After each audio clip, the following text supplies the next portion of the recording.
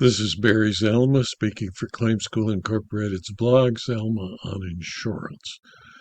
Today we're going to talk about why courts work to limit expert testimony to that testimony which aids the jury in reaching a verdict, and why motions in limine are used by parties to litigation to limit trial and expert testimony, and why a trial judge must limit the expert's testimony to only that testimony which will aid the jury.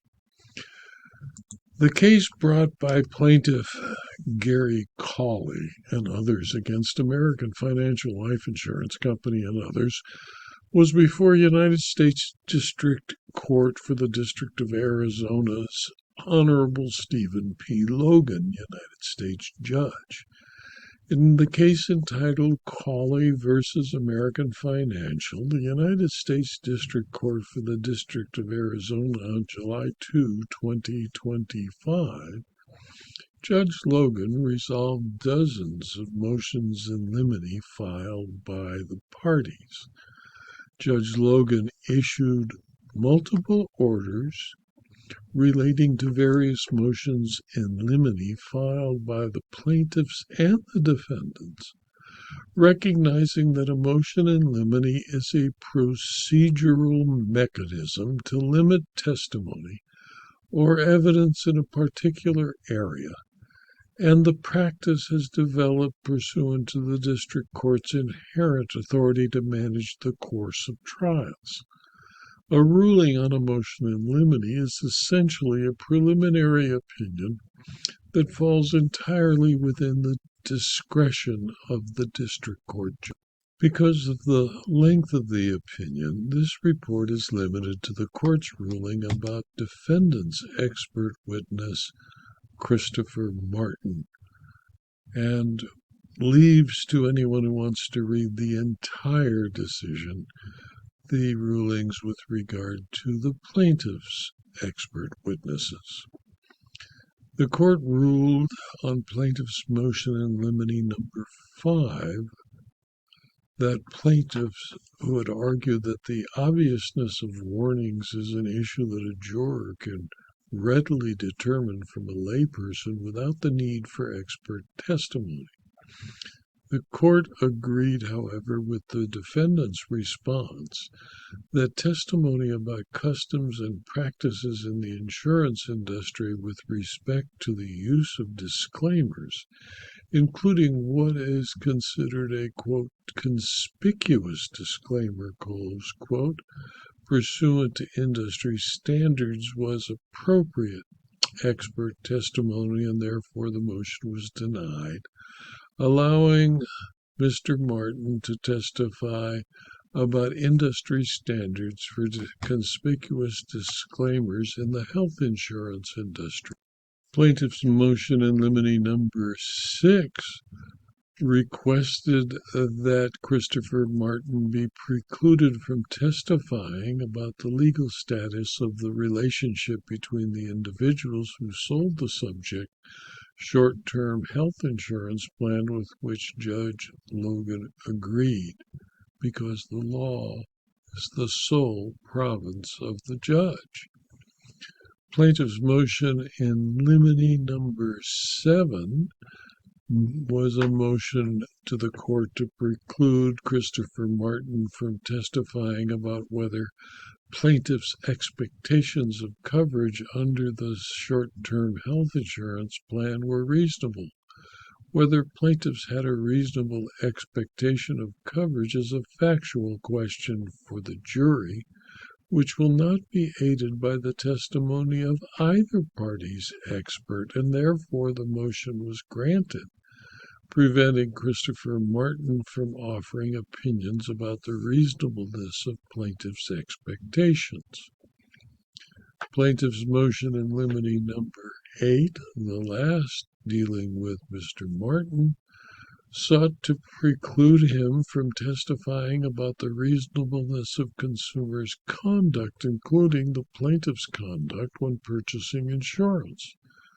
The motion was granted, preventing Martin from opining on the reasonableness of the plaintiff's actions.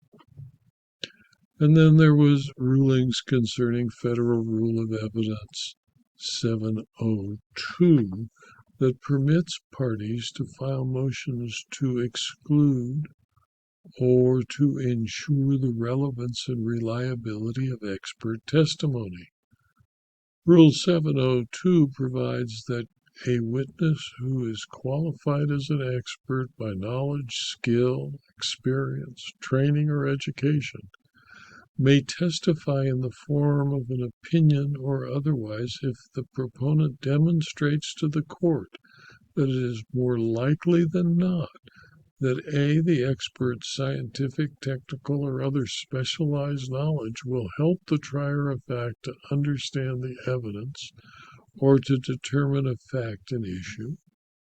B, the testimony is based on sufficient facts or data.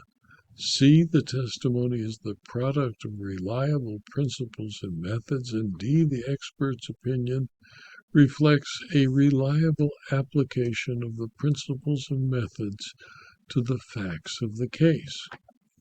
The court, of course, as a trial court, has a gatekeeping duty under the Supreme Court of the United States decision called Daubert and Rule 702 to ensure that expert testimony will only be presented to assist the trier of fact.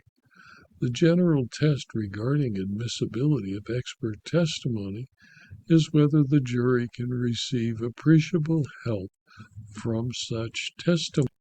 In my opinion, because juries and judges have little experience or knowledge about the custom and practice of the insurance industry, expert witnesses are essential to aid the jury and the trial judge in its obligation to better understand the custom and practice of the insurance industry when deciding a third party or tort claim against an insurer.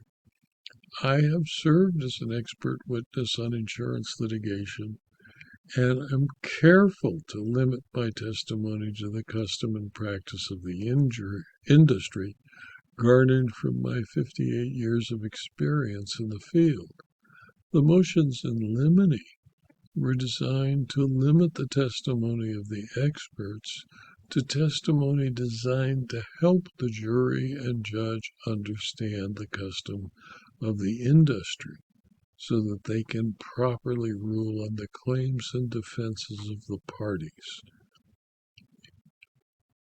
This video was adapted from my blog, Zalma on Insurance, which is available free to anyone who clicks on the URL zalma.com/blog.